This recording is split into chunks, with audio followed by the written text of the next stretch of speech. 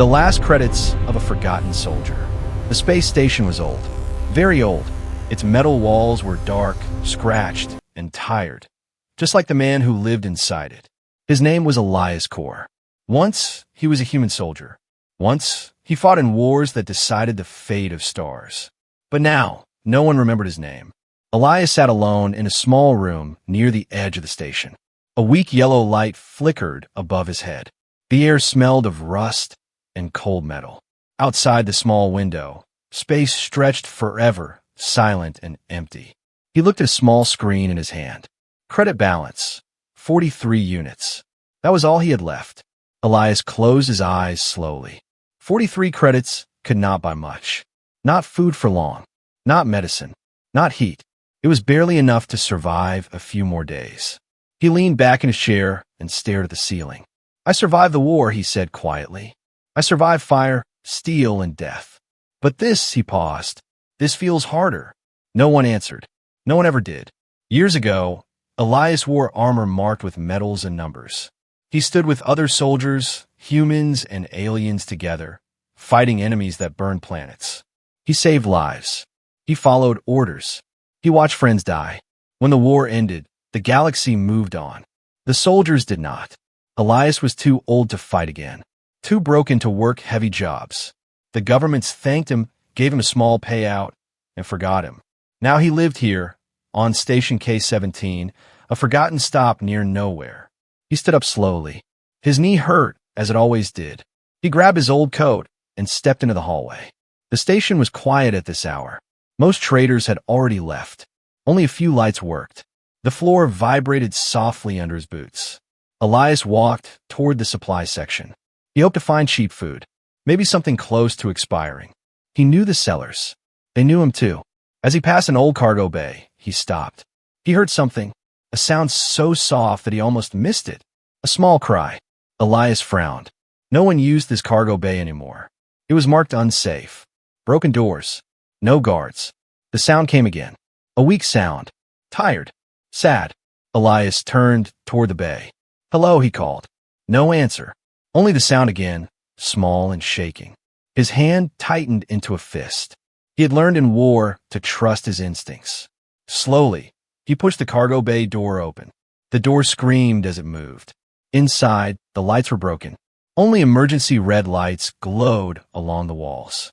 Old containers were stacked everywhere, covered in dust. The sound came from the far corner. Elias walked closer. Then he saw them. His breath stopped. Small shapes lay inside a broken container. Tiny bodies curled together for warmth. Scales dull instead of bright. Wings folded tight, too weak to move. Dragon babies. Elias had seen dragons before.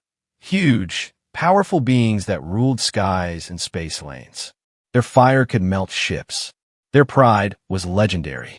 But these were small, thin, weak. One lifted its head slowly. Its eyes were large and dim. Another coughed softly, releasing a weak puff of smoke that faded fast. They were freezing. Elias stepped closer. On the side of the container, a digital sign blinked. Rejected stock. Low value. Do not treat. His jaw tightened. Rejected. Just like him. He crouched down, pain shooting through his legs. He took off his coat and gently placed it over the small dragons. One of them moved. A tiny claw wrapped around the fabric. Elias felt something twist in his chest. How long have you been here? He whispered. He already knew the answer. Too long. Footsteps echoed behind him. Two traders stood at the entrance, looking annoyed. Hey, old man, one said. Don't touch those. They're dying, Elias said calmly. The trader shrugged. Yeah, that's why no one wants them. Why? Bad bloodline, the other trader replied. Weak fire. Costs more to keep them alive than they're worth. Elias stood up slowly and faced them. What happens if no one buys them? The traders laughed. They don't last a night. The traders turned and walked away. Elias looked back at the dragon babies. One of them looked straight at him. Its eyes were different. Not empty. Not weak. Just afraid. Elias reached into his pocket and pulled out the small screen again. 43 credits. He knew what medicine cost. He knew what heat cells cost. He knew what food cost. Saving them would cost everything. All his last credits. Maybe more. He closed his eyes. The station hummed softly around him. When Elias opened his eyes again, his decision was made. I didn't survive all that, he said quietly, to walk away now. He picked up the weakest dragon gently. It was warm, barely, and in that moment, the tiny dragon opened its eyes fully. A small spark of fire flickered between its teeth, and for the first time in years, Elias Core smiled. The dragons no one wanted. Elias did not sleep that night. The cargo bay was cold, darker than before, and far from safe.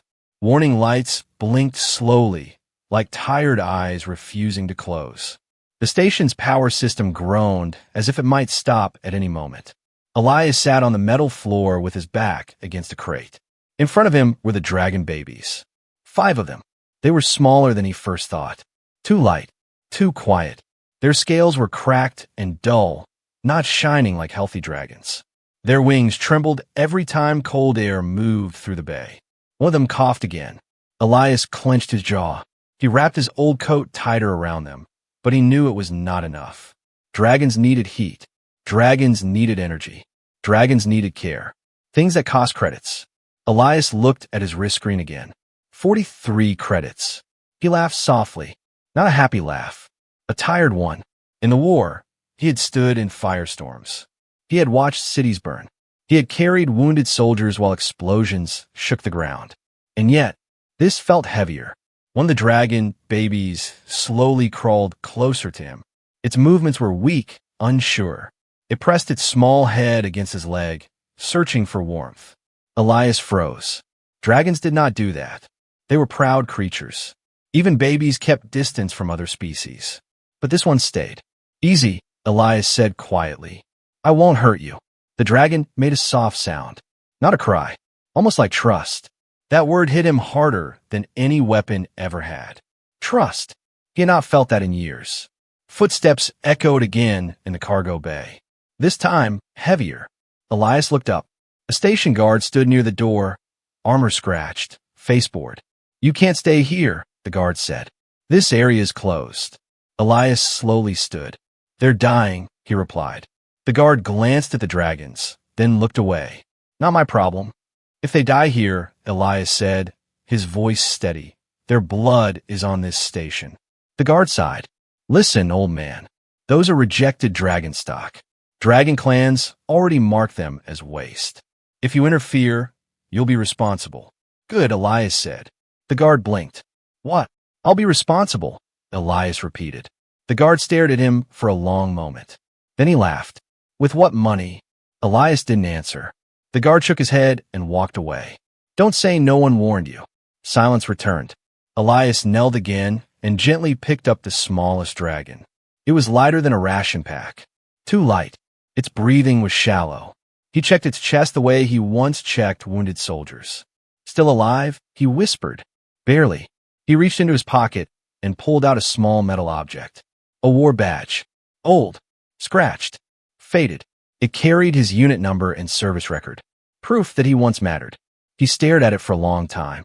That badge was worth more than credits to him. It was the last proof of who he was. Slowly, Elias closed his fingers around it. I guess this ends here, he said quietly. An hour later, he stood at a trader's counter. The trader raised an eyebrow. That's real. Yes. The trader scanned it, then nodded. Old military issue. Rare. How much? Elias asked.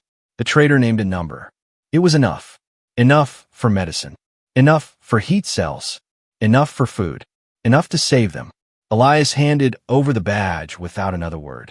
When he returned to the cargo bay, his arms were full. Portable heater. Medical gel. Nutrient packs made for young dragons. He activated the heater. Warm air filled the space. The dragon babies reacted instantly. They moved closer together. Their breathing slowed. One lifted its head, eyes brighter than before.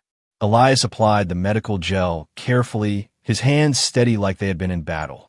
You're fighters, he said softly. You just don't know it yet. Hours passed. One dragon did not improve. The smallest one. Its breathing grew weaker. Elias held it against his chest, sharing his body heat. Stay with me, he said. The dragon's eyes fluttered.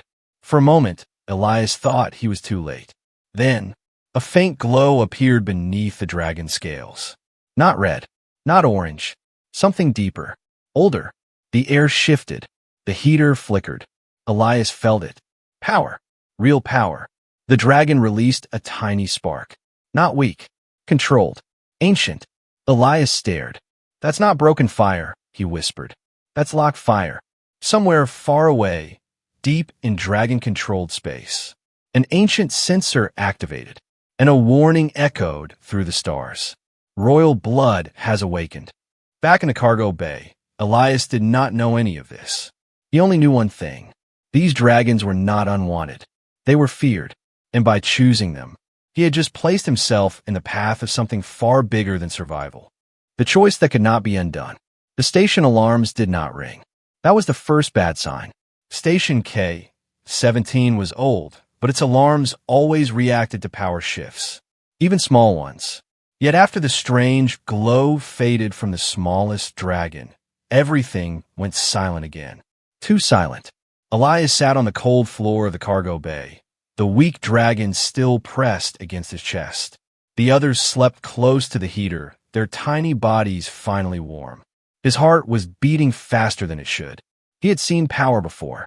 Weapons, engines, explosions. But this was different. This power felt alive. The dragon in his arms breathed slowly. Its scales no longer looked dull. A faint pattern glowed beneath them, like fire hidden under stone. Elias swallowed.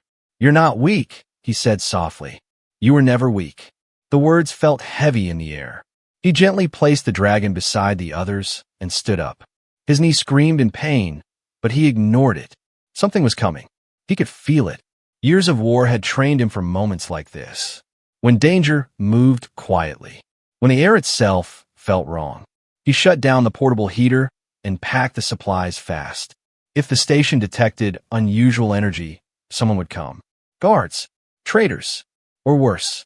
Dragon interest always brought trouble. As if the galaxy heard his thoughts, a deep vibration rolled through the station. Not an alarm. Docking thrusters. A ship had arrived. Elias froze. No traitors were scheduled at this hour. He moved to the edge of the cargo bay and peered through a cracked wall panel. Outside, through a narrow viewing slit, he saw it. A long black ship. Smooth. Silent. No trade markings. No civilian lights. Only a glowing symbol carved into its hull. A dragon claw wrapped around a star. Elias felt his stomach drop. Dragon Patrol, he whispered. Those ships did not come for trade. They came to take. Footsteps echoed through the station corridors. Heavy. Ordered. More than guards. Elias moved fast. He grabbed the smallest dragon first, then gently lifted the others, placing them into a reinforced crate lined with heat padding. They stirred but did not wake fully. Good. He sealed the crate and dragged it deeper into the cargo bay, toward an old maintenance tunnel hidden behind scrap. The tunnel was narrow and dark, long abandoned. Most people forgot it existed. Elias didn't.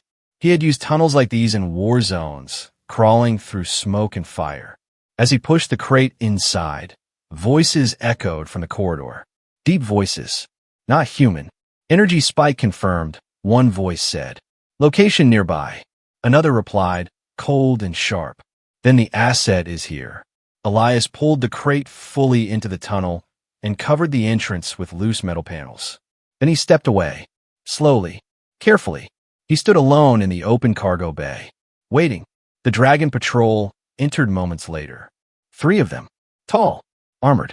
Their scales were dark blue and black, marked with glowing runes. Their eyes scanned everything, sharp and ancient. One of them knelt and touched the floor. Recent fire, he said. The leader turned toward Elias. A long silence followed. You, the dragon said. Human. Elias met its gaze. Yes. You are alone. Yes. Where is it? The dragon asked. Elias did not speak. The dragon's eyes narrowed. Do not lie. We felt the awakening. Elias took a slow breath. He had no weapon, no armor, no allies, only a choice. The dragons you seek, Elias said calmly, are children. The dragon leader stepped closer. Heat rolled off his body. They are property of the clans. They were left to die. Elias replied. That ended the moment I found them. A low growl filled the bay. You dare claim them? I do more than claim them, Elias said. I protect them. For a moment, Elias thought the dragon would kill him. Then the leader paused. You smell of war, the dragon said slowly. Old war. Elias did not deny it. You have fire scars on your soul, the dragon continued. Why? Elias looked down at his hands. Because I stood between death and those who couldn't, he said. That's what soldiers do. The dragon studied him. Then, unexpectedly, the dragon stepped back. The awakened one chose you, the leader said quietly. Elias looked up. What? Royal fire does not respond to weakness, the dragon said. It responds to will. The other dragons looked uneasy. The human spent his last resources, one said. We sense sacrifice. The leader turned away. We leave, he said. For now. Elias exhaled slowly. But hear this, human, the dragon added. Others will come. Not all will speak first. The patrol left as silently as it arrived. Elias waited until the station vibrations faded. Only then did his legs give out. He leaned against the wall, breathing hard. He had crossed the line. No going back. He opened the maintenance tunnel and checked the crate. 5 pairs of eyes looked up at him. The smallest dragon lifted its head and made a soft sound, almost like a promise. Elias smiled weakly. Looks like, he said, we're in this together now. Far beyond the station, ancient forces stirred, because a forgotten human had made a choice. And the galaxy was about to remember what that meant. The fire that recognized him. Elias did not leave the station. That alone was dangerous. After the Dragon Patrol left, most people would have run, sold the dragons, hidden, or begged the clans for mercy. Elias did none of that. Instead, he sealed the old maintenance tunnel and turned it into a shelter. The tunnel was narrow but warm now. He rerouted power lines, patched old heat vents, and used every skill the war had burned into him. His hands moved with quiet focus like they used on the battlefield. The dragon babies watched him, not with fear, with attention. They followed his movements with their eyes. When he stepped away, they shifted closer together. When he returned, their tails tapped the ground softly. They knew him. That should not have been possible. Dragons bonded with dragonkind. Not humans. Never humans. Elias sat down slowly and wiped sweat from his face. We need rules, he said calmly, like he was speaking to soldiers. First rule, stay quiet. The smallest dragon lifted its head. Its eyes glowed faintly. The lights in the tunnel flickered. Elias froze. Okay, he added slowly. Very quiet. The glow faded.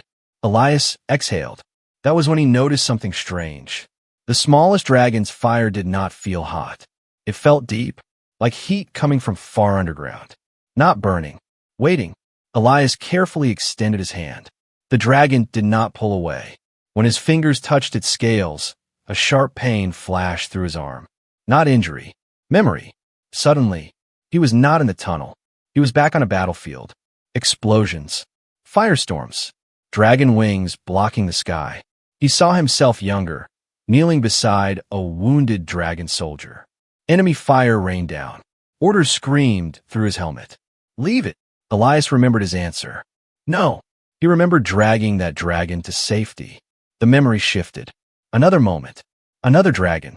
Another choice. Then the vision ended. Elias collapsed back against the wall, breathing hard. The dragon baby stared at him. You saw that too?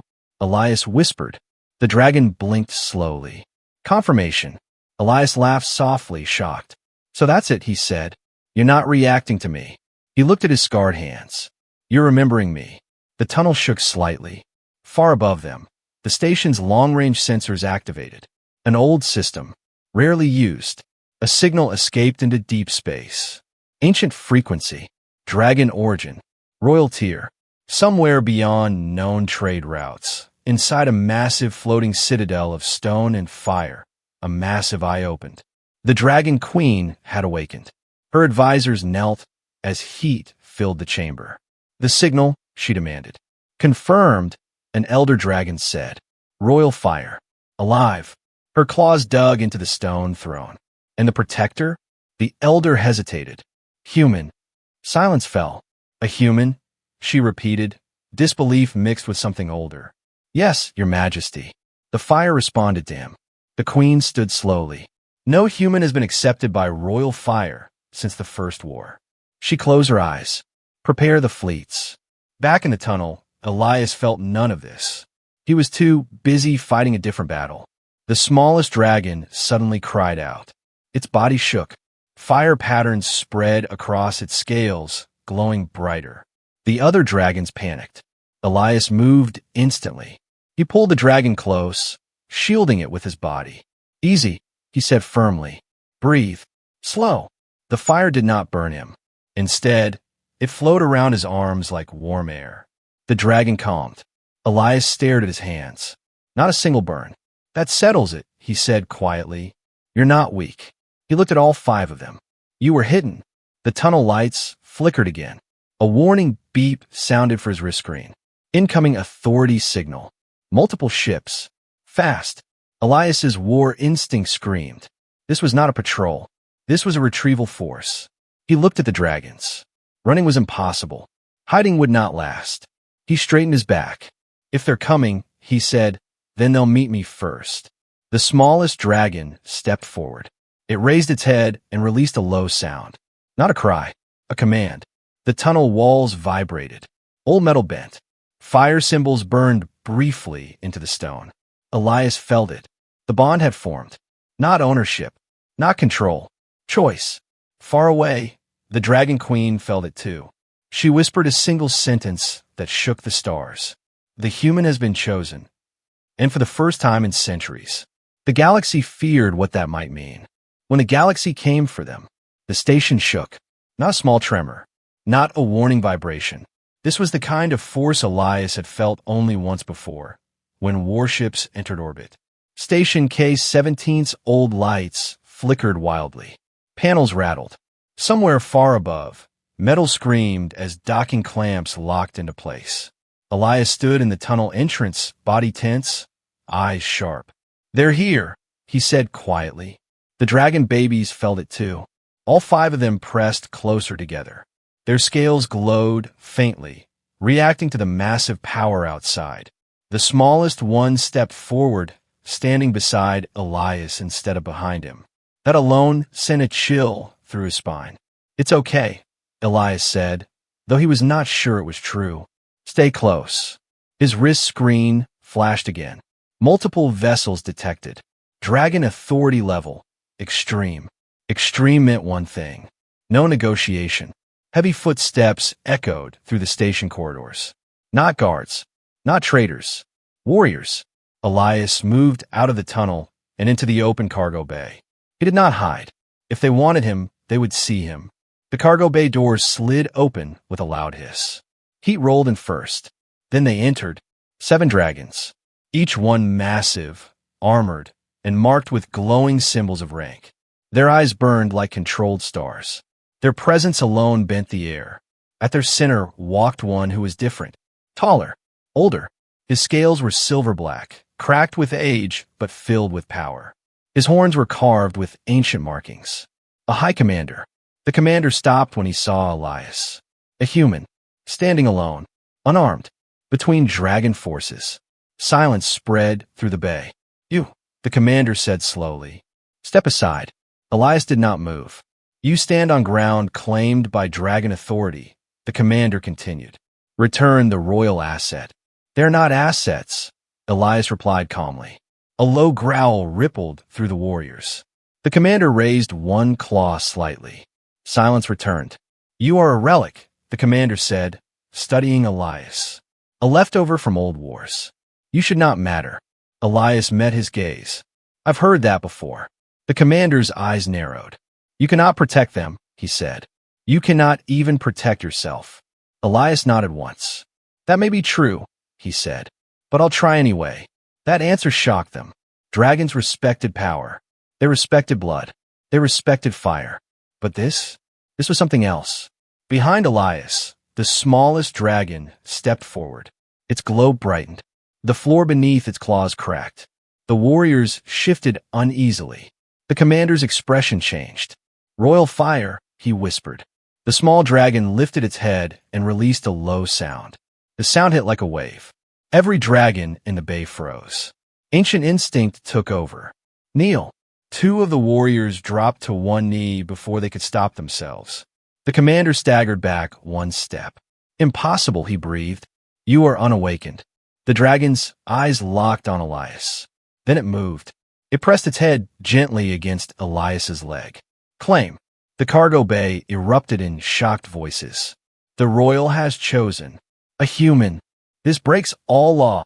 The commander roared, fire flaring from his mouth. Enough. He turned to Elias, rage and fear burning together. You have no idea what you've done, he said. By accepting that bond, you challenged the clans. Elias did not raise his voice. I didn't choose this, he said. They did. The commander stared at him. You will be hunted, he warned, by dragons, by those who fear change. Elias placed one hand on the small dragon's head. Then they'll have to go through me. The dragon's fire flared higher. Not wild. Not destructive. Focused. The walls glowed red hot, but did not melt. Control. The commander stepped back slowly. This was no longer a simple retrieval. This was history forming. You will come before the Dragon Queen, the commander said at last. Alive. Or dead. He turned his warriors away. This is not over. The dragons left the cargo bay, their footsteps heavy with unease. The station slowly settled. Silence returned. Elias exhaled. His legs shook. He knelt and rested his forehead against the cool metal floor. The smallest dragon climbed onto his shoulder, warm and steady. The others followed, surrounding him. Elias laughed quietly. A broken laugh. Well, he said, guess we're enemies of the galaxy now. Far away, fleets shifted course. Old alliances cracked. Ancient prophecies whispered again. Because a forgotten human veteran had done something no weapon ever could. He made the powerful afraid. Judgment before the Dragon Queen. The journey to the dragon's citadel took 3 days. 3 days inside a dragon warship. Elias had expected chains. He had expected guards. He got neither. Instead, he was given a small chamber near the ship's core, warm and quiet. The dragon babies stayed with him at all times. No one tried to take them. No one dared. The smallest dragon rarely left his side. It slept curled against his chest, its fire steady and calm. The others followed Elias like shadows. The crew watched from a distance. Fear mixed with curiosity. A human should not stand where Elias stood. When a ship finally slowed, Elias felt it in his bones. They had arrived. The dragon's citadel floated in open space, massive and impossible. It was carved from black stone and glowing crystal, surrounded by rivers of fire that flowed without fuel. The warship docked. The doors opened. Heat washed over Elias like a living thing. Dragon guards lined the path, their armor etched with ancient symbols. None spoke. At the end of the hall stood the throne chamber. The Dragon Queen waited. She was enormous. Her scales shimmered like molten gold in deep night. Her wings filled the chamber, folded but powerful. Her eyes burned with age older than human history. Elias felt the pressure instantly. Not fear, judgment. He stepped forward anyway. Kneeling was expected. He did not kneel. A ripple of shock moved through the chamber. The queen's gaze sharpened. So, she said, her voice echoing like thunder behind stone. You are the human. Yes, Elias replied. You carry royal fire, she continued. Explain. Elias took a slow breath. I didn't take it, he said. They chose me. The dragon babies stepped forward as one. The smallest raised its head. The fire in the chamber reacted. The queen stiffened. She felt it. Truth. You spent your last resources on them, the queen said slowly. Why? Elias did not answer right away. He thought of the badge, the war, the empty station. Because no one else would, he said simply. A murmur passed through the elder dragons. The queen descended one step from her throne. You are weak, she said. Old, broken, human. Elias nodded. Yes. Then why did royal fire answer you? Elias met her gaze. Because I don't run from dying children. Silence crashed down. The queen closed her eyes. Memories stirred. She saw battlefields long past.